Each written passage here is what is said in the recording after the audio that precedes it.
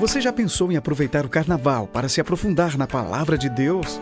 De 8 a 13 de fevereiro, a Consciência Cristã em Campina Grande, na Paraíba, estará recebendo dezenas de preletores nacionais e internacionais.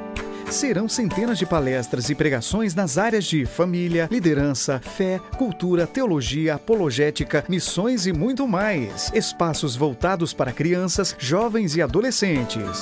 Durante os dias de evento, será realizada a FELIC, maior feira de livros evangélicos do país. A entrada é gratuita. Informações: www.conscienciacristã.org.br. Realização Vinac.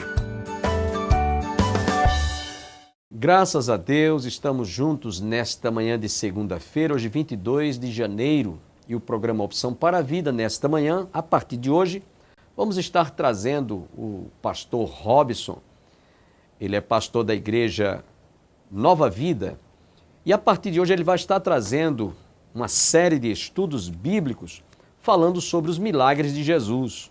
Milagres estes que foram realizados naquela região da Judéia, principalmente naquela parte da Galileia, onde está o Mar da Galileia. O primeiro milagre que Jesus realizou foi lá em Caná da Galileia. Quando a gente visita a Terra Santa, a gente geralmente vai a todos esses lugares. Belém, onde ele nasceu, Nazaré, onde ele passou uma parte da sua mocidade trabalhando na carpintaria com seu pai, Jericó, Cafarnaum, Mar de Tiberíades, Rio Jordão, né? Toda aquela região por onde Jesus realizou os seus milagres. E o pastor Robson, ele preparou esse estudo realizando na sua igreja e ao mesmo tempo nos ofereceu para que nós realizássemos aqui no programa Opção para a Vida, o que nós faremos com muito prazer, com muita alegria, até porque o Robson ele está programando, através desses estudos, despertar no coração de milhares de telespectadores o desejo de conhecer a Terra Santa. Muita gente tem medo de ir a Israel, julgando que lá é uma terra que tem muito terrorista. Pelo contrário, Israel hoje é considerado um dos países mais seguros do mundo. Nós já fizemos 11 excursões àquela região e eu confesso que eu me sinto mais seguro, mais tranquilo quando eu estou em Israel do que quando eu estou na minha própria terra. Se você deseja um dia conhecer a Terra Santa, entre em contato conosco. Eu tenho mensagens, temos gravações de estudos bíblicos de muitas pessoas que já viajaram comigo e algumas delas, só para você ter uma ideia, já foi 7 vezes comigo, 7 vezes.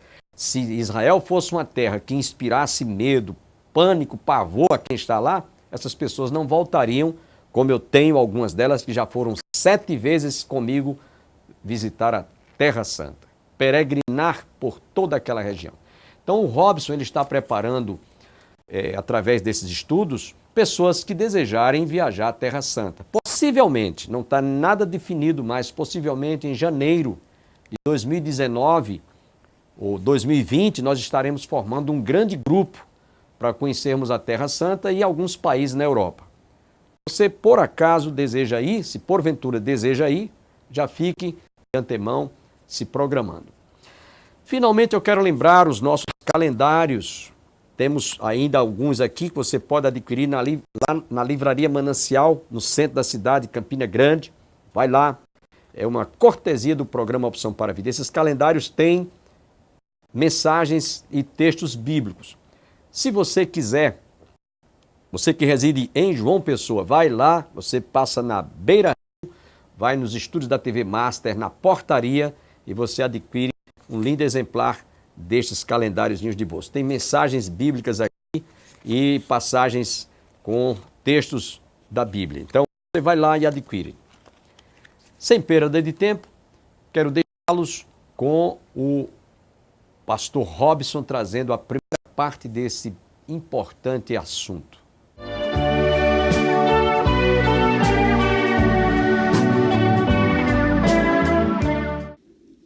Boa noite, irmãos. Graça e paz. Abra sua Bíblia inicialmente no Evangelho de Marcos, capítulo 1. Nós vamos ler do versículo 20 e 1 até o 28. Marcos 1, do 21 até o 28. À medida que você achar, por favor, fique de pé.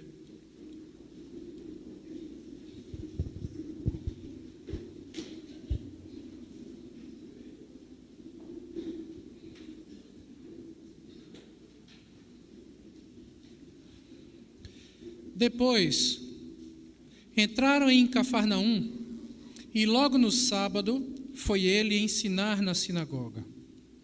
Maravilharam-se da sua doutrina, porque os ensinava como quem tem autoridade e não como os escribas.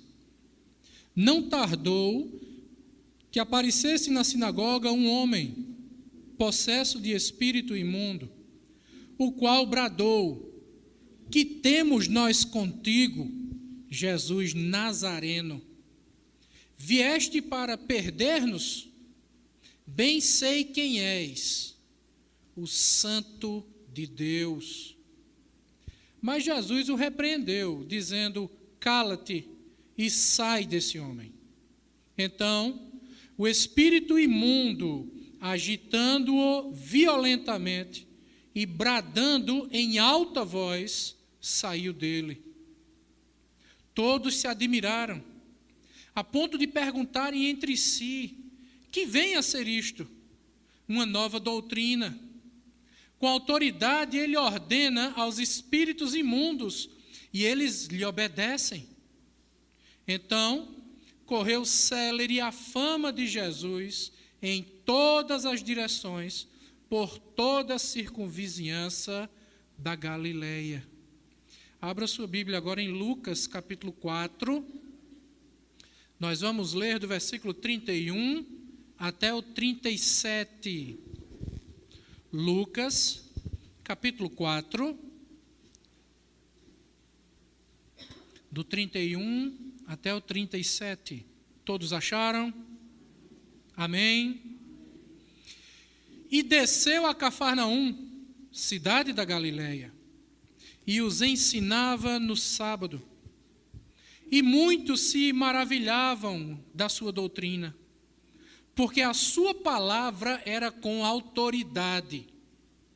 Achava-se na sinagoga um homem possesso de espírito de demônio imundo, e bradou em alta voz: ah, que temos nós contigo, Jesus Nazareno?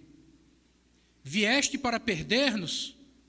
Bem sei quem és, o Santo de Deus. Mas Jesus o repreendeu, dizendo: cala-te e sai desse homem. O demônio, depois de o ter lançado por terra, no meio de todos, saiu dele, sem lhe fazer mal. Todos ficaram grandemente admirados e comentavam entre si, dizendo: que palavra é esta? Pois com autoridade e poder ordena aos espíritos imundos, e eles saem. E a sua fama corria por todos os lugares da circunvizinhança. Vamos orar, irmãos? Senhor, eu te peço que o Senhor cuide do nosso coração, da nossa mente, nos conduza à verdadeira essência da tua palavra, a palavra que nos liberta, a palavra que transforma, a palavra que produz vida. Eu te peço, Deus, tem misericórdia de nós nessa noite. Nos ache com a tua graça, eu te peço. Abençoe cada pessoa que está aqui nesse lugar. Eu te peço isso para a tua glória e para o bem do teu povo. Em nome de Jesus, amém. Podem sentar, irmãos.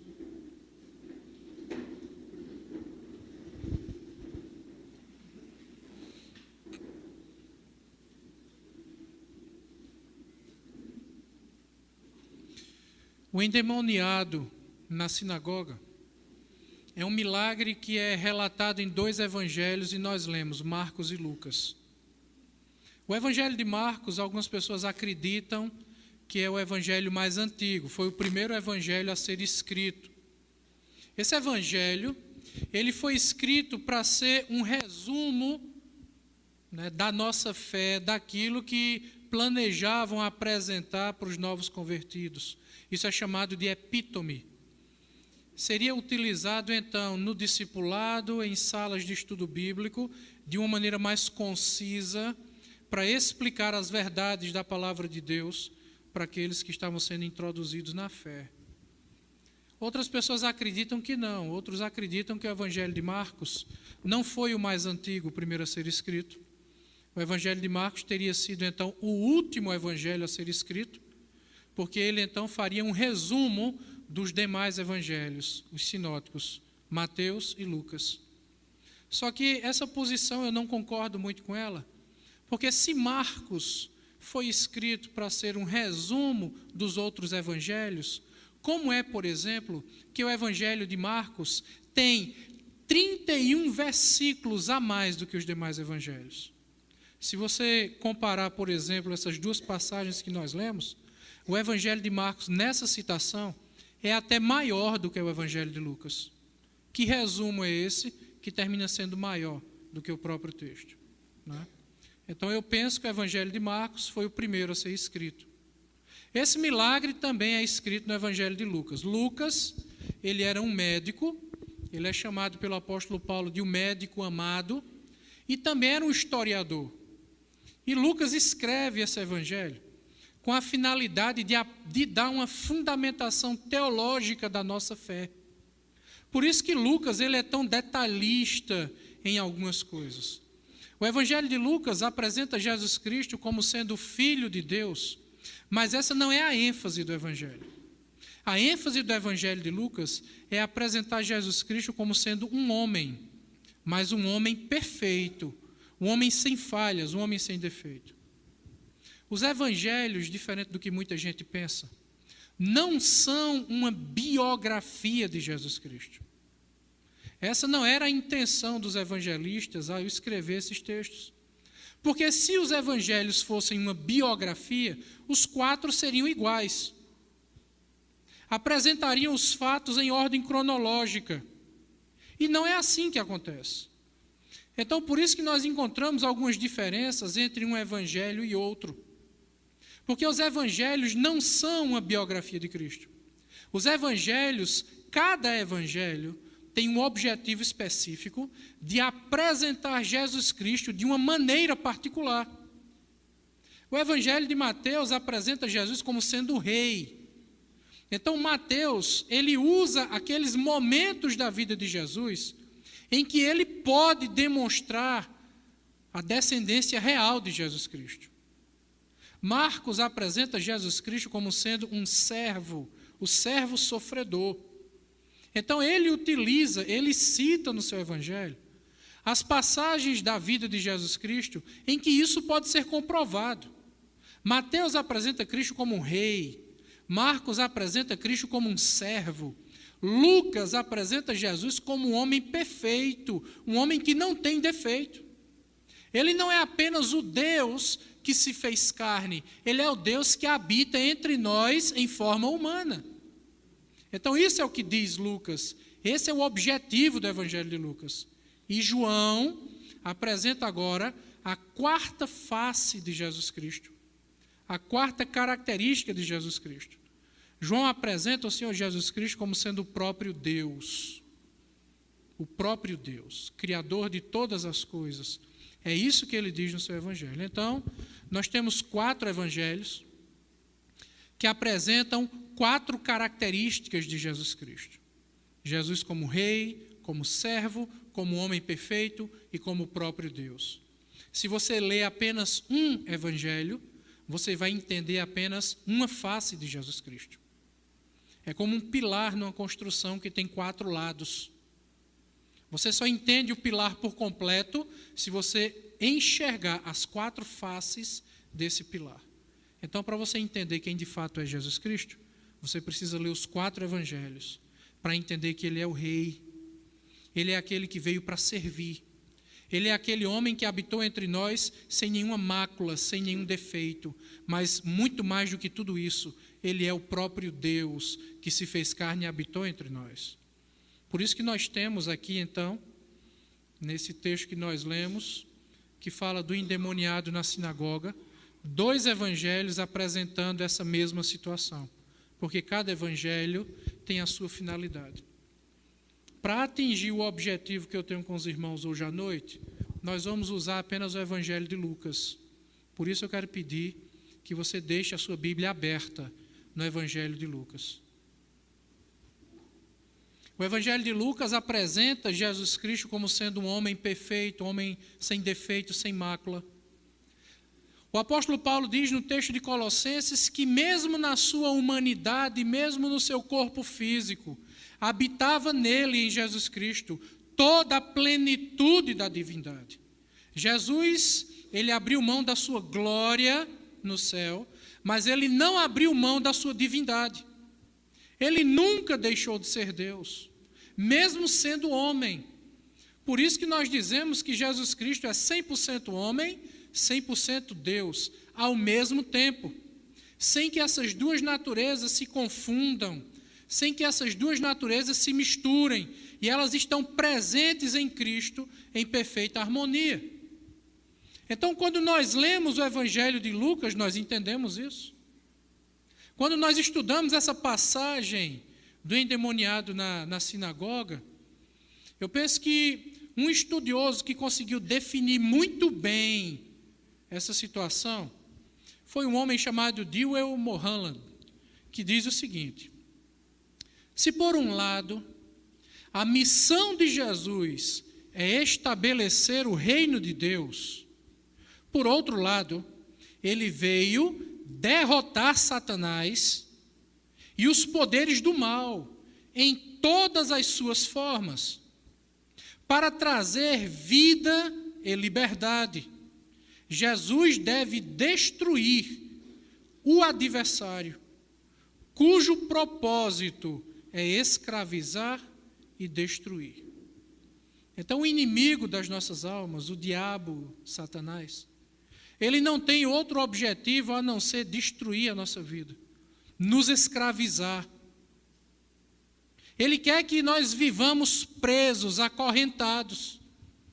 Mas Jesus Cristo veio para que nós tenhamos vida e vida em abundância. Ele veio para nos libertar. Ele veio para que você possa viver livre, sem as amarras do pecado, sem as artimanhas do diabo. E é por isso que Jesus Cristo vem agora e liberta esse homem dentro da sinagoga. Mas para a gente entender as verdades que são apresentadas nesse texto, eu preciso que você deixe sua Bíblia aberta, porque nós vamos caminhar nele, versículo por versículo. Em Lucas, são apenas 7 versículos. E eu espero que dê tempo da gente ver tudo até o final. E desceu a Cafarnaum, cidade da Galileia. O que era Cafarnaum? Cafarnaum era uma vila, a palavra Cafarnaum significa a vila de Naum. Surgiu esse homem aí chamado Naum, que nós não sabemos ao certo quem era, não era o profeta Naum. Alguém que fundou essa vila e começou a crescer, ela ficava às margens do Mar da Galileia, do lado noroeste do Mar da Galileia, e se tornou uma vila tão grande que passou a ser chamada de cidade. Então era uma cidade portuária, aquela cidade passou a ser estratégica para os romanos. Então, um soldado romano, um capitão romano, ajudando os judeus, construiu essa sinagoga, que era a única sinagoga que tinha dentro de Cafarnaum. Só que o problema é que a sinagoga foi criada pelos judeus na época do cativeiro na Babilônia. Eles foram escravizados, levados para outra nação, para outro povo, com outros costumes, com outra língua, com outra religião. E para não perder a sua identidade, para não perder a sua religião, os judeus inventaram esse negócio chamado sinagoga. E o que era a sinagoga? Podia ser um prédio construído, podia ser a sala de uma casa, um local de reunião. Era um lugar onde eles se encontravam pelo menos 3 vezes por semana. Na terça, na quinta e no sábado. E especialmente no sábado. Eles se encontravam na sinagoga para estudar a palavra de Deus, Lembrem que eles estavam escravos em outra nação. Então eles criaram isso para não esquecer a palavra de Deus, para não esquecer dos princípios de Deus. Então inventaram a sinagoga e foi uma boa invenção. Ainda hoje os judeus têm as suas sinagogas. Fizeram uma coisa muito boa, com um propósito muito bom, e o resultado também foi muito bom. O problema é que quando a gente faz coisas boas para Deus, a gente precisa lembrar que não podemos deixar de vigiar.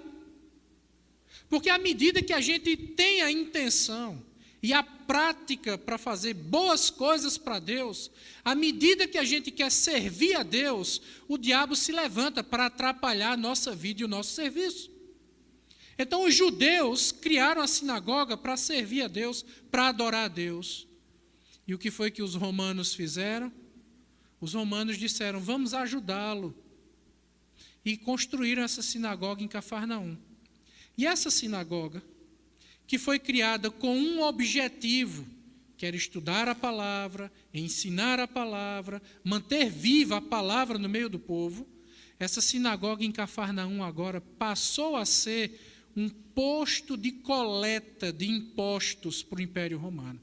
E os judeus aceitaram isso naturalmente. Então, à medida que iam para a sinagoga, eles já sabiam que tinham que pagar um imposto também.